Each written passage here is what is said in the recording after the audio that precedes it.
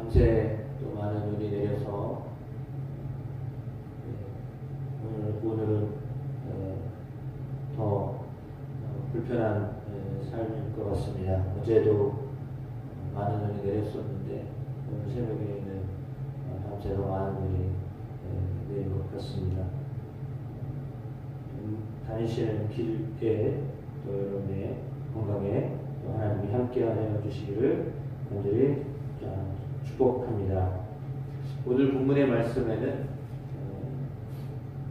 9장 1절에 예수님께서 하셨던 죽기 전에 하나님의 나라가 권능으로 임하는 것을 볼 자들도 있느니라 라고 하셨던 그 말씀이 바로 성취되고 있는 모습을 보여주고 있습니다. 베드로와 야고보와 요한 세 명의 제자들을 데리고 6일 후에 높은 곳에 별도로 올라가셨습니다. 그때 예수님이 변형되셨습니다. 옷은 휘어져서 광채가 났습니다. 세상에 빨래하는 자가 빨래를 해도 그렇게 희게 할 수 없을 만큼 매우 빛이 났습니다. 이에 엘리야와 모세가 나타났습니다. 그리고 예수님과 함께 더불어서 말씀을 나누는 것을 이 세 제자가 들었습니다. 그때 베드로가 예수님께 랍비여 우리가 여기 있는 것이 좋사오니 우리가 초막 셋을 짓되 하나는 주를 위하여 하나는 모세를 위하여 하나는 엘리야를 위하여 하사이다 이렇게 이야기하였습니다. 초막을 짓겠다라고 하는 베드로의 고백은 마치 출애굽을 하였던 이스라엘 백성들의 모습들을 보여주고 있습니다. 아무튼 오늘 엘리야가 나타나고 모세가 나타났습니다.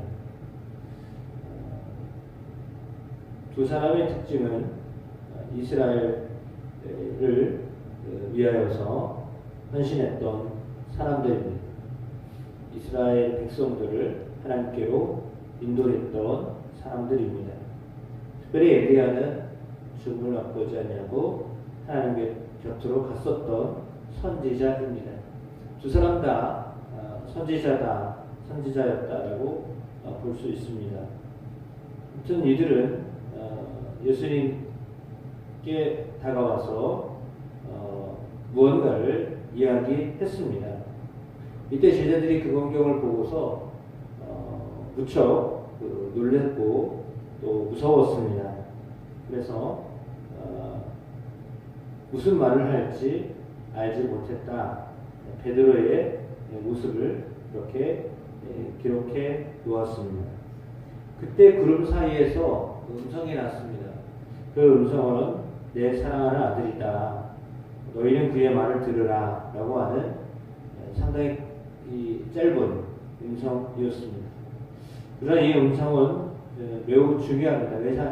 왜냐하면 예수님에 대한 하나님의 말씀이셨기 때문입니다. 그러니까 예수님이 어떤 분인가를 누가 증언하신 것이냐, 누가 선언하는 거냐, 하나님이 선언하신 것입니다. 그러니까 사람들이 누구다 엘리야입니다. 누구는 세례 요한이라고 하더이다. 누구는 선지자 중에 한 분과 같다고 하더이다. 라고 하는 그런 고백들을 들으셨던 것처럼 그렇게 사람들이 예수님을 누구라고 말하는 것도 중요했지만 더 중요한 것은 예수님이 하나님의 아들이시다라고 하는 그런 메시지입니다. 그러니까 하나님의 아들이다라고 하는 메시지는 메시아다라고 하는 메시지입니다. 그래서 메시아 되심을 사람들이 증언하는 것이 아닙니다. 제자들이 증언한 것도 아니고요. 하나님이 직접 증언해 주셨던 것, 이것이 중요합니다. 따라서 사람들이 예수님을 따랐기 때문에 예수님이 메시아가 되신 것이 아니라 하나님이 예수님을 증언하시고 사람들에게 특별히 오늘 제자들에게 소개하셨기 때문이죠. 그러니까 메시아 되심은, 그리스도 되심은 하나님이 증거하신 아주 특별한 계시입니다. 그 특별한 계시를 오늘 영광 가운데 베드로와 야고보와 요한 세 제자가 보고 경험하였다라고 하는 것입니다. 그러나 당시에 예수님은 그것을 보았지만 그들에게 철저하게 함구하기를 당부하셨습니다. 너희가 본 것을 말하지 말아라 라고 말씀하셨습니다.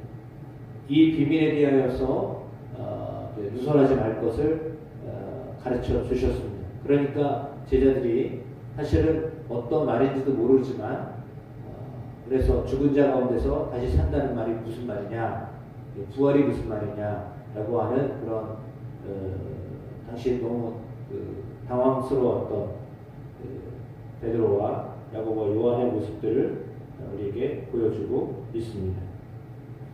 그래서 그들이 이 말씀을 마음에 두고 이렇게 있을 때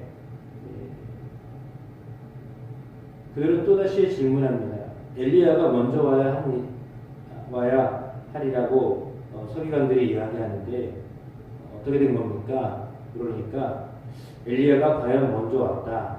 모든 것을 회복하거니와 어찌 인자에 대하여 기록하기를 많은 고난을 받고 멸시를 당하리라 하였느냐. 영광스러운 모습을 보아서 그들은 그곳에 초막셋을 짓고 여기 머무시라 라고 그렇게 이야기하였습니다. 그런데 예수님은 그 변화산에서 내려오셔서는 인자가 죽어야 된다라고 하는 말씀을 하십니다. 그래서 오늘 본문에도 나와 있는 것처럼 고난을 받고 멸시를 당할 것이다. 본래는 이렇게 영광스러운 하나님의 아들이셨지만 그럼에도 불구하고 사람들을 위하여 고난을 당하고 또한 멸시를 당하게 될 것이다 라는 그런 고난에 대한 십자가에 대한 말씀을 하셨습니다.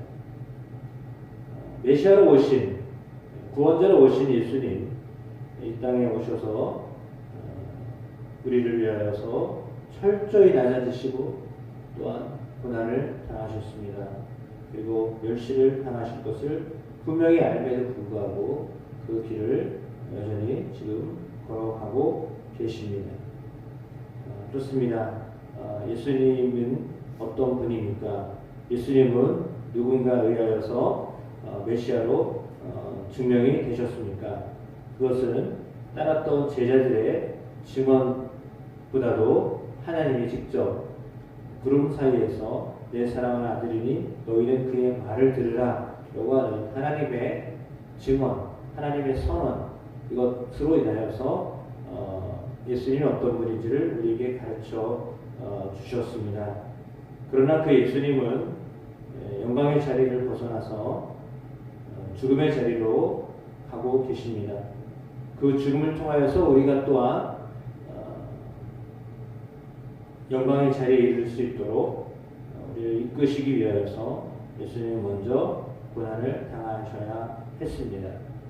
그것이 진리입니다. 영광이 이르기 전에 고난이 있다라고 하는 것이 진리의 말씀입니다. 따라서 우리에게 다가오는 고된 삶, 특별히 하나님의 나라를 위해서 모세나 엘리야처럼 이스라엘을 위해서 살았던 사람들, 그리고 예수님은 하나님의 나라를 위해서 이 땅 가운데 오셨던 분이고 예수님 누누이 이 땅에 계실 때 하나님 나라에 대해서 말씀을 가르쳐 주셨습니다. 비유를 통해서 많은 부분을 말씀하셨습니다. 따라서 하나님의 나라를 위해서 살아야 한다라고 하는 것을 우리에게 가르쳐 주시고 또한 그 나라를 위해서 우리가 고난을 받으며 살아가면 그 고난 뒤에는 반드시 영광이 있다라는 사실을 우리에게 들려주고 계신 것입니다. 따라서 제자들이 걸어가야 될 길이 역시 마찬가지로 예수님처럼 십자가의 길이요 고난의 길입니다. 그러나 그것으로 그치지 아니하고 대부분 제자들이 순교하고 죽임을 당하는 그런 이 땅에서의 삶을 마감하였습니다. 예수님처럼 그렇게 하나님 나라를 위해서 자신의 몸을 드리며 그들의 생애를 마감하였습니다. 그러나 그것으로 그치지 아니하고 하나님 그들이 보았던 베드로와 야고보와 요한이 보았던 그 영광된 몸으로 변할 것을 이제 믿었습니다. 그래서 그들의 죽음이 그렇게 헛되지 않았습니다. 그렇습니다. 우리가 살아가는 삶이 힘들고 어려우더라도 그것이 하나님의 나라를 위한 것이라면 그것은 결코 힘들고 어려운 것으로 끝나는 것이 아니라 반드시 하나님 나라의 영광으로 우리 가운데 주어지게 됨을 믿습니다.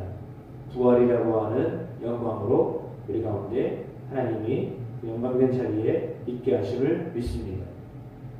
빛난 광채에 노출됐었던 베드로와 야고보와 요한처럼 또한 우리가 그렇게 빛난 그리스도의 영광 가운데 함께 참여하도록 우리를 또한 그렇게 초대하셨음을 믿습니다.